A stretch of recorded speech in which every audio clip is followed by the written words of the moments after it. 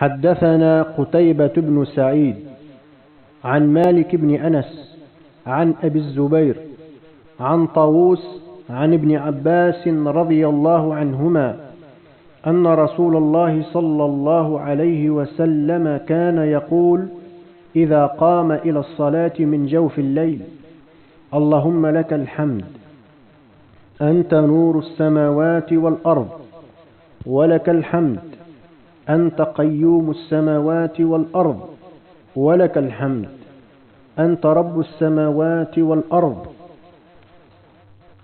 ومن فيهن، أنت الحق، ووعدك الحق، وقولك الحق، ولقاؤك حق، والجنة حق، والنار حق، والساعة حق.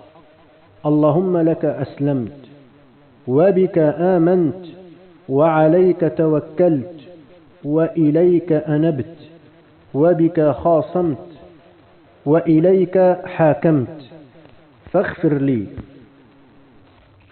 فاغفر لي ما قدمت وأخرت، وأسررت وأعلنت. أنت إلهي لا إله إلا أنت.